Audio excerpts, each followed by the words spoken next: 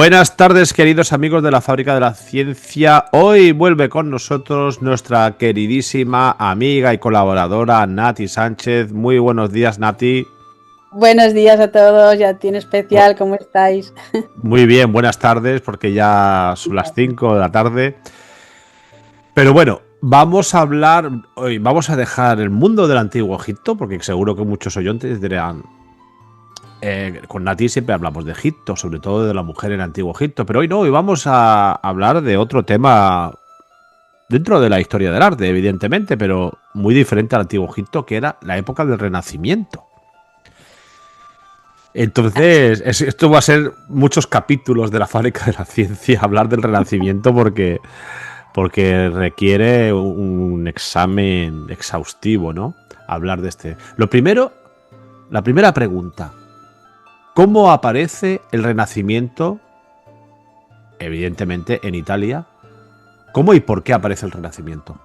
Wow, esa es una pregunta que ya nos puede llevar solo ella a varios capítulos, pero no, te lo sintetizo.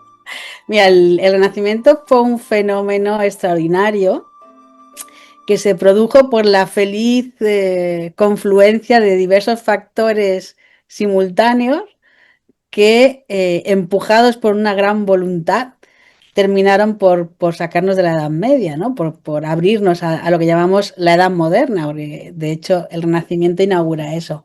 Hubo una parte de aspectos económicos con las aperturas económicas que produjeron primero las cruzadas y luego las aperturas de rutas comerciales por toda Europa, que favoreció la aparición de esa burguesía, de esas personas que no son de sangre azul, de la nobleza, pero tampoco de la iglesia, y van a ocupar una especie de vacío de poder en unos espacios que vamos a llamar los burgos, que son las ciudades, ¿no? Que de alguna manera recuperan el espíritu de la antigua Roma y que generan centros económicos muy potentes.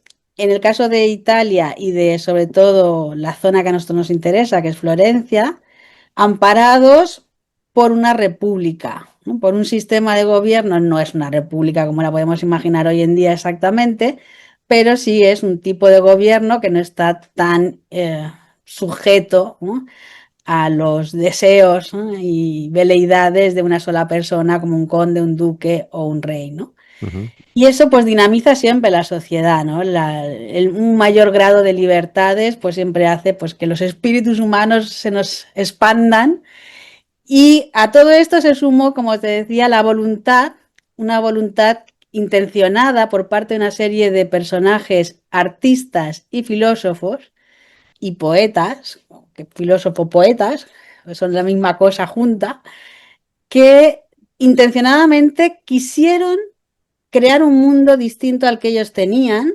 inspirándose en esa antigüedad clásica. Inspirándose no significa copiando, ¿no?, sino recuperando ese espíritu de la antigüedad que había creado pues la civilización de un imperio que había pues llevado arte, cultura, higiene, leyes, y todo lo que había traído de bueno el Imperio Romano, que ya está bien de tantos gladiadores y tanta tontería, en el sentido de que parece que en Roma no había nada más, ¿eh? Y Roma no fue Roma por eso, fue Roma por toda esa parte civilizatoria que tuvo. Y ahí se produce, en la misma génesis del Renacimiento, una alianza entre arte, ciencia, filosofía, política y economía, que seguramente es la piedra filosofal de todo este proyecto histórico, ¿no? No te oigo, no sé si estás... Es interesante el resumen que has hecho porque cuesta mucho sintetizar tanto como lo has hecho porque son muchos factores que hicieron que quizás podríamos estar delante de un fenómeno que lo podríamos considerar como el más importante de la historia del mundo del arte o uno de los momentos más importantes. Seguramente, desde luego, desde la perspectiva del europeo actual, lo es, ¿no? En el sentido de que el arte, como nunca, se convirtió en la proyección de todas estas esperanzas, anhelos, inquietudes, descubrimientos científicos. Y el arte es como el espejo que iba reflejando todo eso de una manera muy interesante, porque por un lado reflejaba esos avances, esas reflexiones, ese tal, y a su vez lo proyectaba en la sociedad. La sociedad, al contemplar esas obras, comenzaba poco a poco a participar también de esas ideas, ¿no? Entonces realmente fue pues, una cosa de casi de alquimia cultural, diría yo, ¿no? Muy interesante, muy fascinante. Y ya te digo que detrás de todo esto está también esa alianza entre artistas y filósofo poetas. O sea, por ejemplo, empezando con los orígenes, con la figura del artista, que es el padre de todo el arte moderno y que ha quedado eclipsado por otras superestrellas, que es Giotto, ¿no? Frente, yo sé que a todos nos encanta Leonardo, Miguel Ángel, que son como muy así, eh, eh, Rockstars. rockstars, pero en realidad hay figuras de la misma talla o incluso superior en algunos casos a alguno de ellos, en algunos aspectos, que han quedado completamente eclipsadas, ¿no? Y que se estudian y se conocen, pero que no son populares, ¿no? Este fenómeno mediático que produce la Gioconda de no sé cuántas, 20 o 30 mil personas diarias, es un fenómeno digno de estudio. Si quieres, un día hacemos una charla solo del fenómeno, no la de la Gioconda como obra, sino del fenómeno mediático que supone la Gioconda, ¿no? Pero en realidad, te digo, hay artistas que pueden parecer hoy que despiertan menos interés y que sin embargo son mucho más revolucionarios en su época, porque ellos hacen un cambio que es un paso de gigante, mientras que otros hacen aportaciones muy importantes, pero que en realidad están dentro del cambio, ¿no? Y Giotto, por ejemplo, encarna eso. Giotto es un artista que seguramente muchos no conozcan. A mí me pasó esto con algunas charlas que di sobre Giotto y dije que levanten la mano los que no lo conocen. Y se levantaron muchas manos. Y esto es una pena. Giotto es un artista extraordinario, que es uno de los más revolucionarios que hemos tenido. Lo que pasa es que hoy, desde la vista de todo lo que hemos logrado después, no nos lo puede parecer de entrada. Por eso hay que profundizar un poquito. Y Giotto es justamente 100% contemporáneo de otro gigante, que es de uno de estos filósofos poetas que te digo, que es nada menos que Dante Alighieri, el autor de la Divina Comedia, ¿no? Entonces son dos titanes que empiezan una cosa que se puso de moda, por cierto, en el Renacimiento, que es que a todos los genios les dio por nacer más o menos en el mismo lugar y más o menos en la misma época. O sea, o Pero, bien, pero mira una cosa, te voy a poner un símil que puede parecer una tontería, pero es verdad. En la historia de la música moderna sí, hubo una explosión en la que aparecieron grandes genios que crearon las bases de la música actual. A mediados de los 60 estamos hablando de los Beatles, los Rollins, de Led Zeppelin. Todos estos genios de la música aparecieron de golpe. Es como que estaban ahí escondidos y de golpe y porrazo aparece la creatividad y la genialidad. Posiblemente sucedió también en esta época. sí, exactamente. Yo siempre pregunto si es que les ha dado a todos por nacer a la vez en el mismo sitio, o bien hay algo en ese sitio que saca el genio de las personas, ¿no? Que también podría ser al revés, ¿no?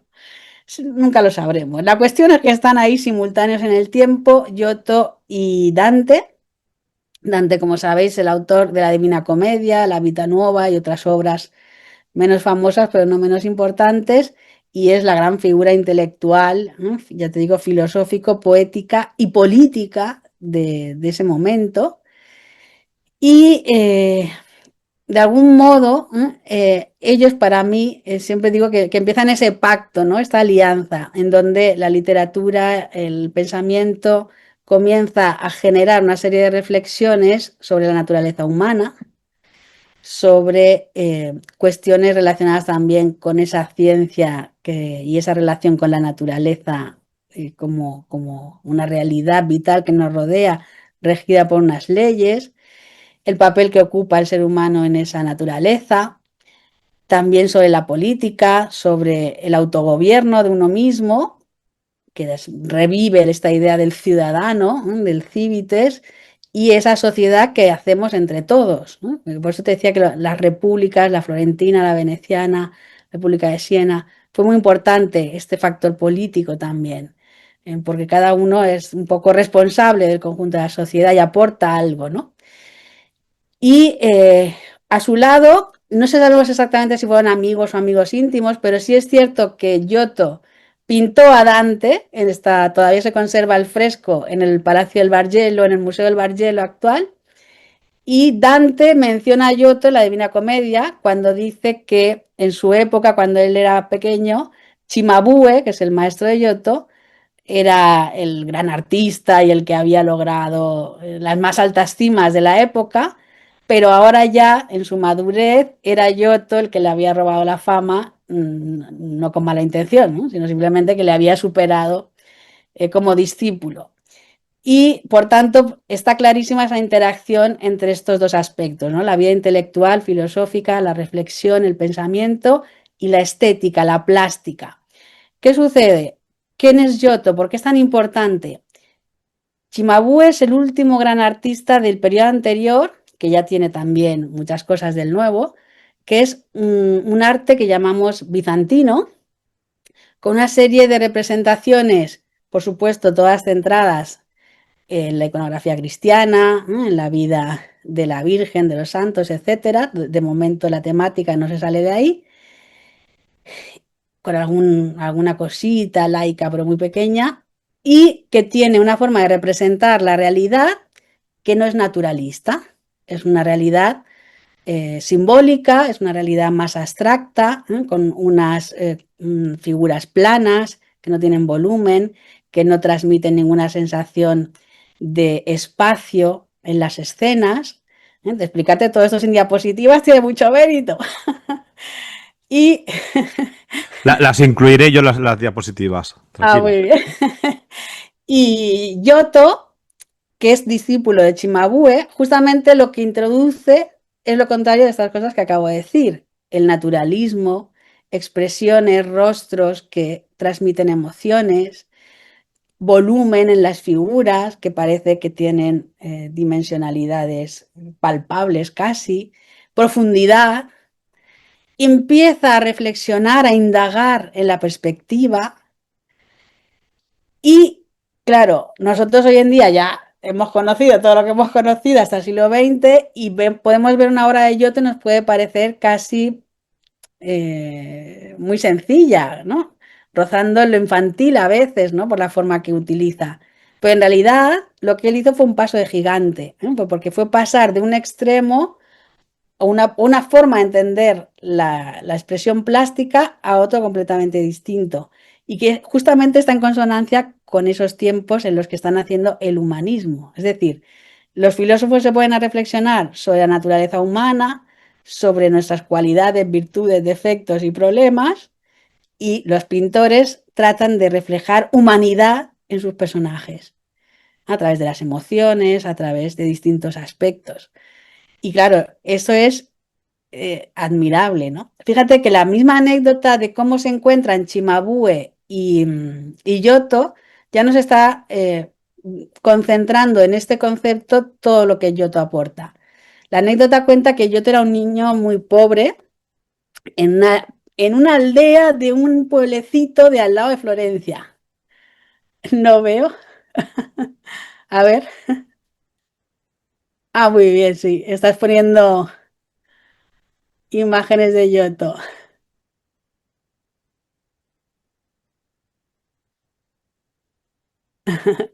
Pues te decía que la tradición cuenta que Giotto nació en este pueblecito muy humilde, a las afueras de Florencia, de un padre tan pobre, pues que a su niño pues lo tenía como pastor ahí en los campos, de pues 8 o 9 años debía tener el niño, no sabemos exactamente. Y cuentan que un día Cimabue, que ya en ese momento era un pintor muy reconocido, pasa por allí y ve al niño que en el tiempo que está con las ovejas se entretiene cogiendo una piedra misma y pintando sobre otra piedra las ovejas, tal como las ve. Pues el niño ni sabe nada de pintura ni sabe nada de nada, ¿no? Simplemente espontáneamente le surge el dibujar y con lo que tiene allí dibuja lo que ve. Y ya pues Cimabue le pregunta quién es, y él le dice, soy Giotto, mi padre se llama Bondone y vive en esa casita. Y Cimabue le dice, oye, tu hijo tiene mucho talento, déjame que lo medio adopte, pues, diríamos hoy, ¿no? Y le enseñe el oficio, ¿no? Y el padre, lógicamente, acepta, ¿no? Pues de hecho, pues hizo de Giotto un hombre bastante rico con el tiempo.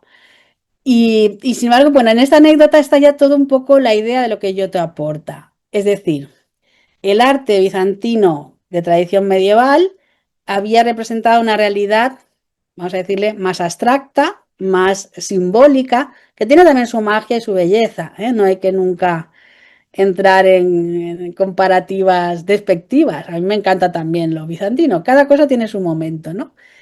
Pero lo cierto es que con respecto a la técnica, ¿no? La técnica era mucho más sencilla a la hora de proyectar sobre un plano toda la riqueza de la vida real, ¿no? Y Giotto, que ha aprendido espontáneamente, viene a decir la anécdota, ¿no? Mirando la naturaleza tratando de imitarla. ¿Eh?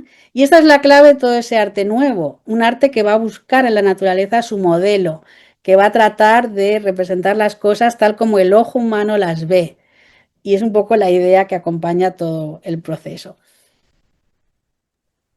Eh, yo me estoy imaginando ese niño que en ningún momento seguro que estaría pensando que iba a revolucionar o iba a ser uno de los que iba a ayudar a revolucionar el concepto del arte que se conocía hasta ese momento, por lo menos en los últimos siglos, que fue la Edad Media. Pero Giotto creció y supongo que estuvo en la escuela del pintor, no recuerdo el nombre ahora que lo acabas de decir. Abue, Abue. Pues fíjate que es un gran desconocido también, porque para los amantes de la historia del arte seguro que no, pero para los que no dominamos estos temas, la verdad es que nunca había escuchado este nombre. Pero este chico pues creció y seguro que acabaría con el tiempo siendo maestros de algunos artistas ilustres, ¿verdad? Bueno, de hecho, se le considera el maestro de Italia. Fíjate que Giotto tiene otra característica muy importante, que también era una característica de la época, pero que en él se hace muy llamativa, que es que él no pinta solo en Florencia. Él pinta, pues, necesita un señor que se llama Scrovegni una capilla en Padua y se va para Padua. Necesitan los de Asís pintar la Basílica de San Francisco y se va para Asís. El rey de Nápoles le llama también para pintar una serie de obras, muchas de las cuales, por cierto, las de Nápoles se han perdido. O en Florencia misma, que es su patria. O el Papa le llama, todavía tenemos un retrato de Bonifacio en San Juan de Letrán, pintado por Giotto. Y de hecho va dejando escuela a su alrededor. O sea, no es que tuviera un gran discípulo o dos grandes discípulos, es que Italia es la escuela entera. Se va dejando en muchos de estos lugares grupos que ya siguen trabajando mientras él se va a atender a otro lugar, ¿eh? Y va creando una onda expansiva bastante importante. Y por tanto no es un pintor local, que a lo mejor no habría tenido el mismo impacto, sino que al desparramarse por toda Italia, por así decirlo, pues de algún modo crea escuela a través de la simple presencia de sus obras y a veces dejando allí grupos de trabajo que a su vez pues enseñan el oficio a otros, ¿no? El maestro Giotto tiene dos grandes capillas sixtinas, que esto yo no sé si la gente lo sabe, ¿no? La gente solo sabe la capilla sixtina y dicen de Miguel Ángel, y que por cierto, la capilla Sixtina no la pintó solo Miguel Ángel. Miguel Ángel, sí es cierto, hizo la bóveda, hizo la pared del altar, pero todos los muros laterales también la pintaron Botticelli, Ghirlandaio, Perugino, Luca Signorelli, y todo esto parece como que estos no pasaron por la capilla Sixtina. Un día vamos a hacer la otra capilla Sixtina, diremos, la de los otros genios. Bueno, pero en general se queda la idea de que la Capilla Sixtina es en sí mismo un ejercicio de síntesis de todo el saber del conocimiento pictórico, ¿no? De las finales del siglo XV y de primera mitad del siglo XVI. Bueno, pues en realidad hay tres capillas sixtinas en todo el Renacimiento. La primera es de Giotto y está en Padua y es la capilla de los Scrovegni. La segunda está en Florencia y es de Masaccio y es está en el Carmine, la capilla Brancacci. Estas 3 capillas son las 3 escuelas del mundo europeo, claro. ¿En qué sentido? Pues los Miguel Ángel, los Leonardos, iban casi en peregrinación a visitar estas capillas. La de Florencia la tenían en casa, pero sabemos que Miguel Ángel merendaba muchas veces cuando era adolescente mirando los frescos de Masaccio, que luego terminaría Filippino Lippi.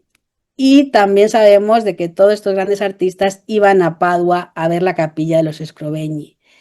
Esta capilla Sistina, por llamarle de un modo que todo el mundo lo entienda, que es la capilla Scrovegni de Padua, es una obra, extraordinaria. Yo no sé si la has podido visitar y si no, poneros en ruta en algún momento, porque vale muchísimo la pena. Además, ahora está totalmente restaurada y está súper bien cuidada y da gusto. Porque tú entras ahí y de repente parece que el tiempo se ha detenido y en las pinturas casi puedes sentir todavía que los alumnos o los ayudantes de Giotto están retirando los andamios y todavía oís como sus voces, ¿no? De hecho, también dicen que Dante estuvo por allí y que cuando Giotto tenía que merendar, se pasaba Dante por ahí y merendaban juntos en la puerta. Esto es una leyenda, ¿eh? No tiene realidad. Pero bueno, tú entras en esa capilla y de repente empiezas a mirar los rostros. Es la capilla de lo que habla es de la vida de la Virgen y la vida de Jesús.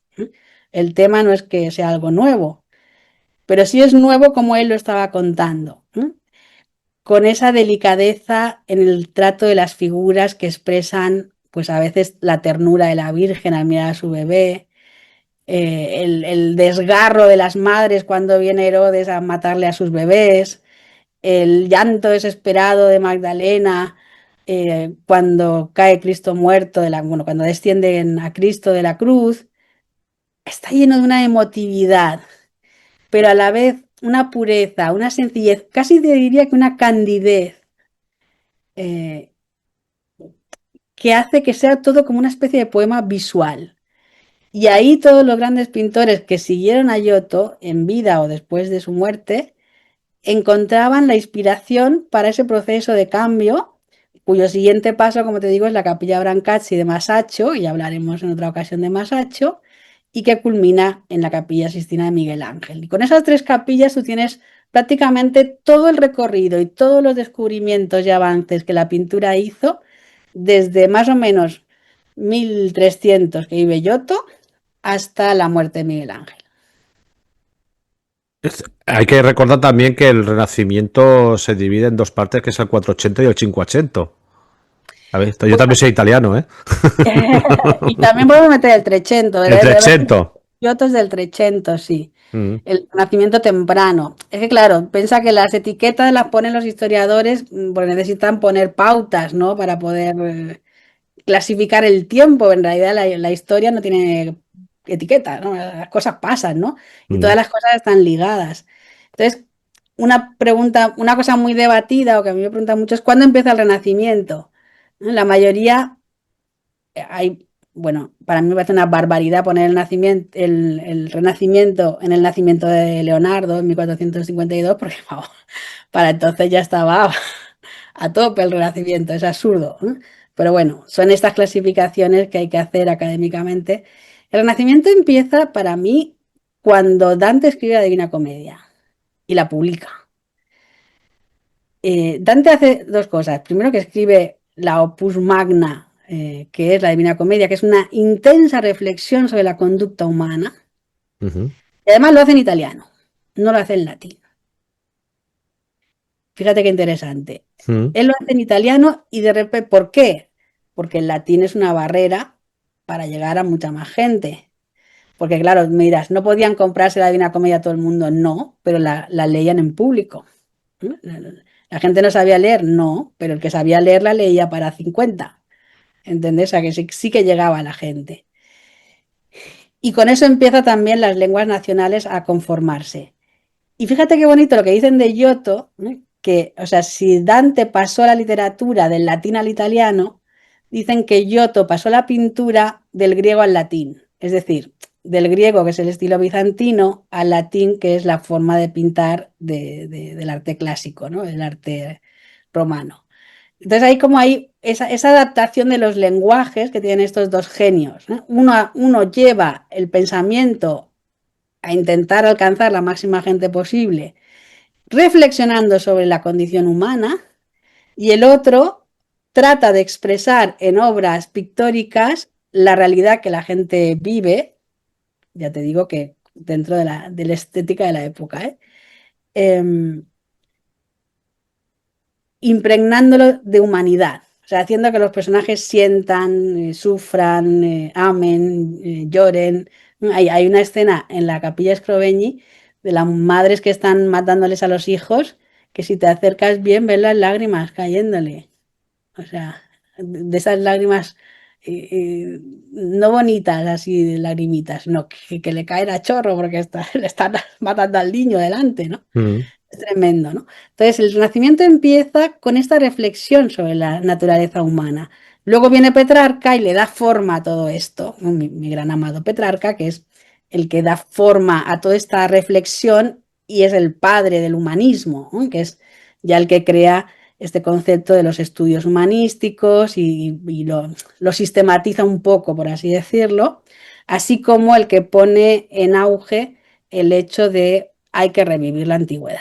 O sea, el cristianismo es fabuloso, es la salvación. Él nunca se opone al cristianismo porque habrían quemado la hoguera. Pero fue muy hábil, ¿eh? Porque dice, no, el cristianismo es maravilloso, es tal, pero vamos a coger lo bueno que teníamos cuando éramos Roma. Entonces, sabe hacer una síntesis muy ecléctica y muy bien diseñada para recuperar las dos cosas. Obviamente tú quitas el humanismo de la ecuación y yo te garantizo que no existe el Renacimiento. Ujú. O sea, la reflexión sobre el ser humano fue la piedra de toque, ¿eh? Fue lo que generó todo el proceso, tanto en el arte como en la literatura, filosofía, política, urbanismo, arquitectura, todo, todo, todo.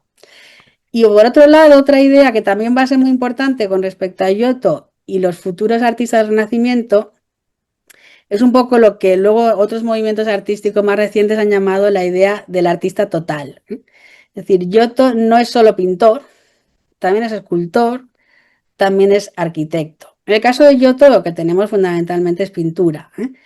Pero también es arquitecto, porque el maestro de la época era un todo global y también como la arquitectura necesita de máquinas y de ingenios para construir, un poco lo que hoy llamaríamos más la ingeniería, ¿no?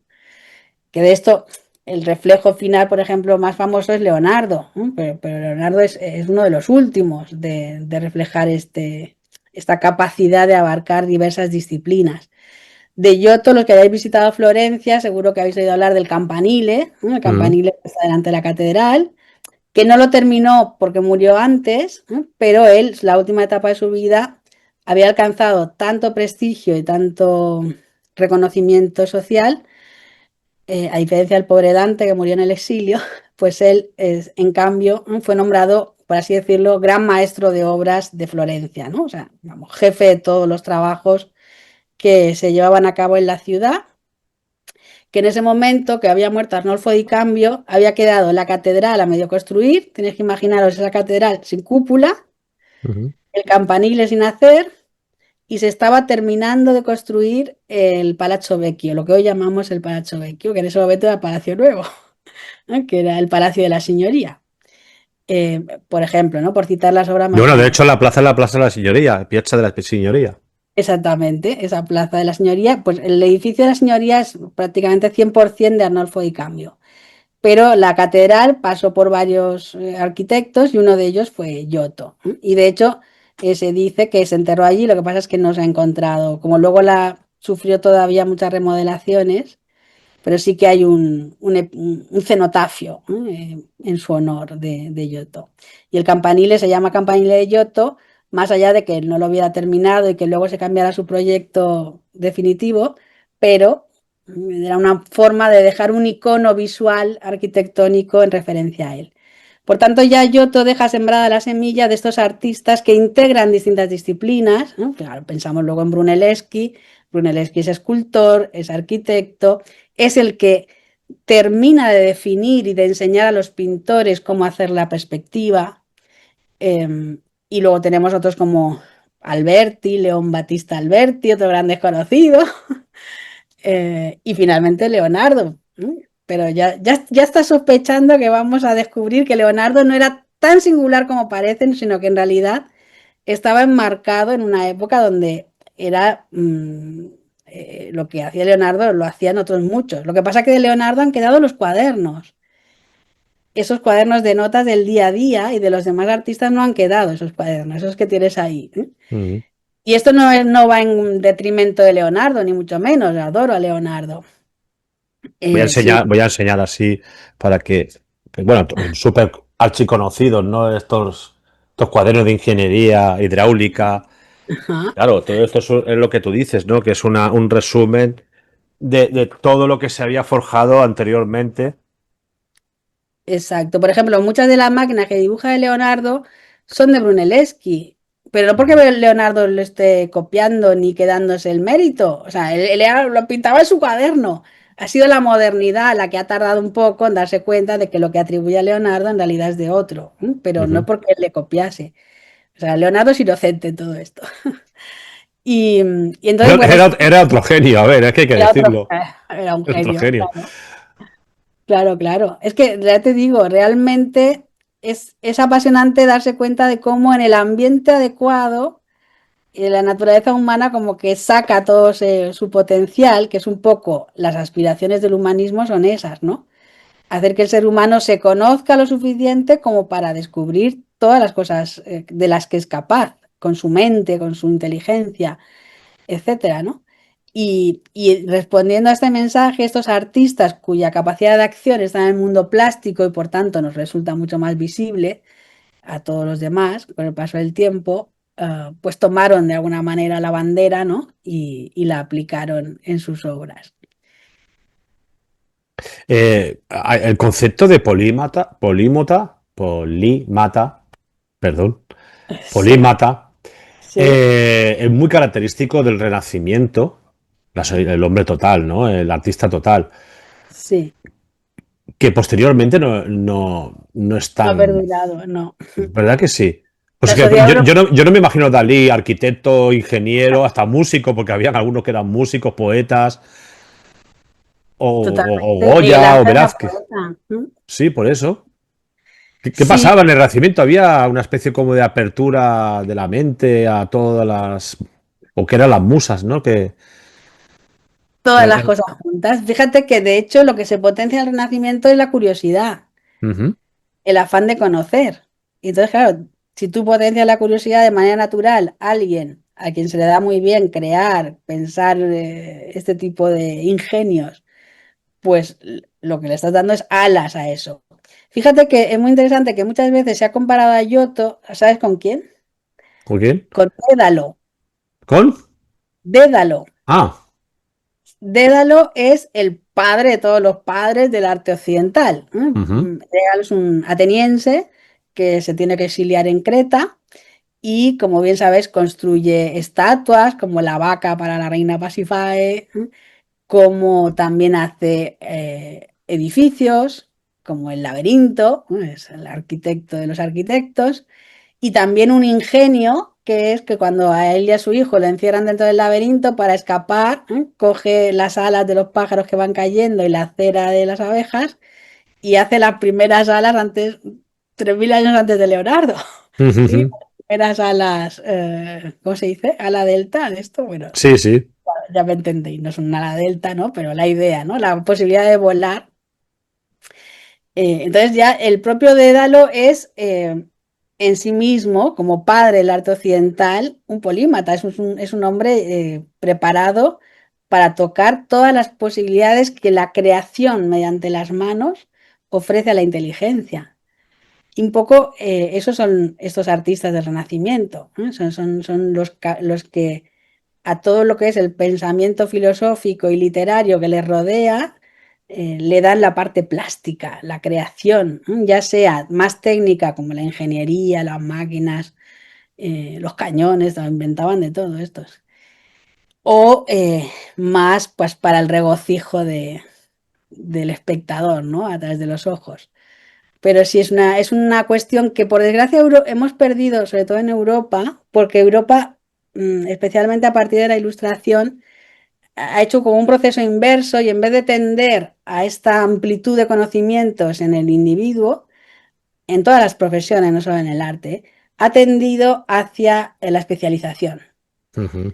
Claro, la especialización a veces tan especializada que se pierde de vista dentro incluso de la misma profesión el conjunto, ¿no? Y en general también el humanista, la idea del humanismo que proponen los humanistas en el plano más intelectual, digamos, también es eso, ¿no? Es un hombre que se interesa por la ciencia, igual por la poesía, por la filosofía, por la política, no sé, de amplitud de miras. Y un poco porque el mismo proyecto de las humanidades incluye eso, la idea de que las humanidades que son aquellas disciplinas que tienen que ver con el hecho de que somos seres humanos. Y por tanto nos tienen que interesar no porque sea nuestra profesión, sino porque eso nos desarrolla mental, emocional e incluso físicamente.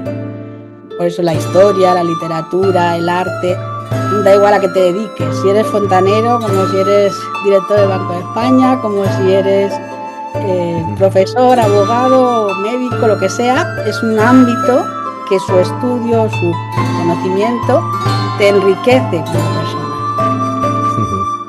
Bueno, lo vamos a tener que dejar aquí, se nos ha agotado el tiempo y una pena, pero eso no quiere decir que se acabe aquí el Renacimiento.